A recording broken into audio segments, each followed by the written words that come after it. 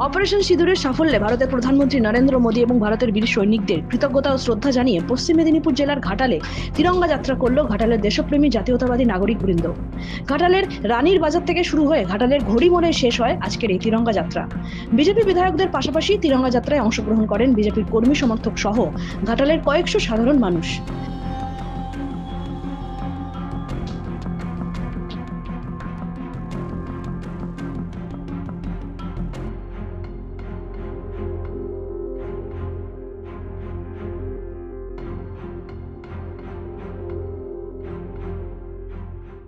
আজকে আমরা বর্দা রানীর বাজার থেকে ঘাটাল পাঁচকুয়া বাস স্ট্যান্ড পর্যন্ত তিরঙ্গা যাত্রা করছি।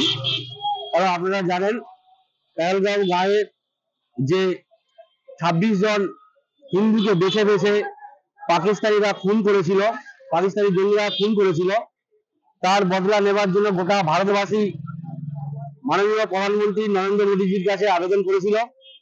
নরেন্দ্র মোদীজি সেই আহ্বানকে গ্রহণ করে অপারেশন সিন্দুর নামে এক অপারেশন শুরু করেছিল। সেই জন্যই আমরা তারই নির্দেশে আজকে আমরা তিরঙ্গা যাত্রার আয়োজন করেছি। কারণ আমাদের দেশের প্রধানমন্ত্রী যে পরিকল্পনা করেছিল এবং সেই পরিকল্পনাকে সাকসেসফুল করেছিল আমাদের দেশের বীর সেনাবাহিনী জওয়ানরা, তাদেরকে শুভেচ্ছা দেওয়ার জন্য আমরা তিরঙ্গা যাত্রা করছি। যেমন একদিকে আমাদের বীর সেনাবাহিনীদেরকে অভিনন্দন জানাচ্ছি, অপরদিকে আমাদের দেশের প্রধানমন্ত্রী যে পরিকল্পনা করেছিল, যে অপারেশনের নাম দিয়েছিল অপারেশন সিন্দুর, সেই অপারেশন সিন্দুর সাকসেসফুল হয়েছে।